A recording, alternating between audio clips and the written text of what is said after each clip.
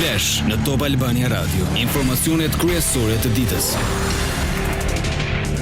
Përshëndetje, këto janë lajmet e orës 16.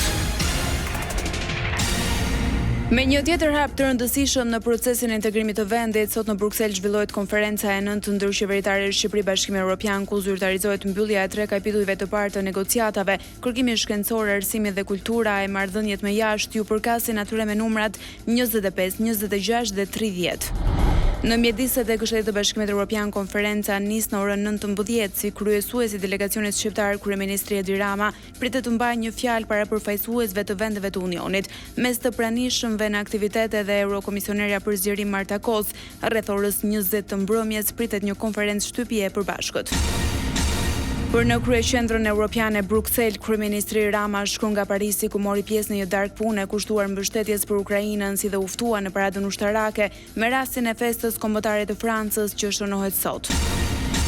Eurokomisionerja Marta Kos ka cilësuar të sotmen një ditë historike për procesin e zgjerimit të Bashkimit Evropian, super të martë për vendet aspirante. Në X, Kos theksoi se për herë të parë në mbi 2 dekada po zhvillohen 4 konferenca në të njëjtën ditë me Ukrainën, Moldavinë, Shqipërinë dhe Malin e Zi. Sa i përket Shqipërisë, Komisionerja Europiane për zgjerim bëri të ditur se vendi do të shënojë një moment të rëndësishëm në negociatat e anëtarësimit me Bashkimin Evropian me mbylljen e kapitujve të parë. Bashkimi Evropian dënoi deklaratën e ministres serbe Snežana Paunović, e cila tha se po të ishte në vend të Slobodan Miloševićit në vitin 1998, do ta kishte spastruar etnikisht Kosovën. Zëdhënësja e Komisionit Evropian Anita Hiper theksoi se në Europë nuk ka vend për retorik që promovon spastrimin etnik, e u bëri thirrje liderëve të përmbahen nga gjuha nxitse duke kontribuar për bestim dhe stabilitet në rajon. Deputeti shqiptar në Parlamentin e Serbisë, Shaip Kamberi, ka kërkuar shkarkimin e ministres Snežana Paunović pas deklaratës së saj. Kamberi e cilësoi deklaratën skandaloze dhe njoftoi se ka kërkuar reagim edhe nga ambasadat ndërkombëtare në Beograd, duke paralajmëruar se heshtja e institucioneve do të interpretohet si miratimi i qëndrimit të ministres. Top Albania Radio. Në një intervistë për Euronews Serbia, kryeministri Edi Rama tha se protesta në Tiranë pasqyron rritjen e pritshmërive të qytetarëve dhe jo vetëm kauzën e saj. Ndër të tjera mbrojti nismën Ballkani i hapur, duke deklaruar se u kritikua për shkak të autorsisë së saj dhe të Aleksandr Vučićit.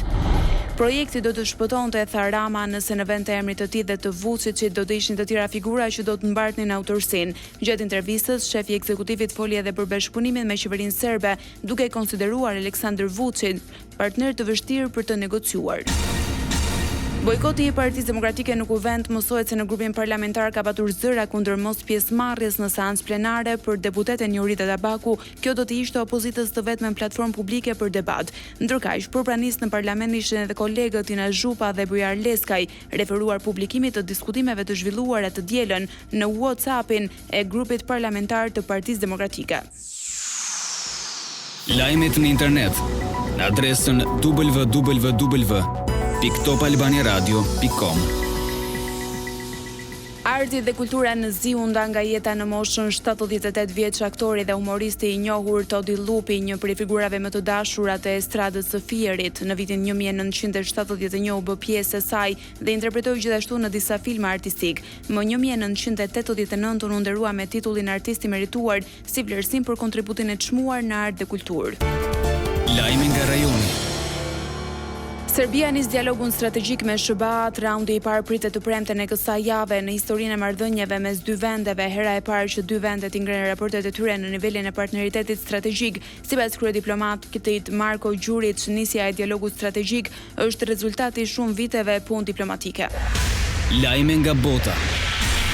Ushtria amerikane ka ndërmarrë natën e 3 të radhëzit sulm ajrore ndaj objektivave në Iran, ndërsa presidenti Donald Trump njoftoi rikthimin e bllokadës ndaj transportit vetar iranian. Po ashtu propozoi vendosjen e një tarife prej 20% për anije që kalojnë nëpër ngushtisën e Hormuzit në mbrojtjen amerikane. Irani deklaroi se goditi 2 supercisterna duke pretenduar se shpërfillën paralajmërimet dhe fikën sistemet e navigimit. Teherani akuzoi SBA-t se po nisin anije të përdorin rrugë të paligjshme dhe paralajmëroi se bashkëpunimi me atë që e quajti armiku agresor do të sillte dëm e vonesa në rihapjen e rrugëve detare e pasoja për tregun global të energjisë. Qeveria amerikane rimbursoi $81 miliard tarifa doganore ndaj kompanive pasi gjykata e lartë vendosi që një pjesë e madhe e atyre të dhëna nga presidenti Donald Trump nuk ishin të ligjshme. Tarifat doganore kanë qenë ndër shtyllat kryesore të politikës ekonomike të Trumpit, i cili argumentonte se ato do të nxisnin rikthimin e prodhimit në SBA. Parlamenti Hungarisë votoi për shkarkimin e presidentit Tamas Uljok, i konsideruar aleati i afërt i ish kryeministrit Viktor Orban. Vendimi shënon një nga zhvillimet më të rëndësishme politike në Hungari që nga marrja e pushtetit nga qeveria e re në fillim të muajit maj. Botrori 2026 hyn në javën e fundit atë vendimtare. Sonte në Dallas luhet France-Spajnë, ndeshja që për shumë njerëz është finalja e parakoshme. Zbret në fush Franca, skuadra që gjatë gjithë turneut është konsideruar favoritja kryesore, ajo me më pak pika të dobta.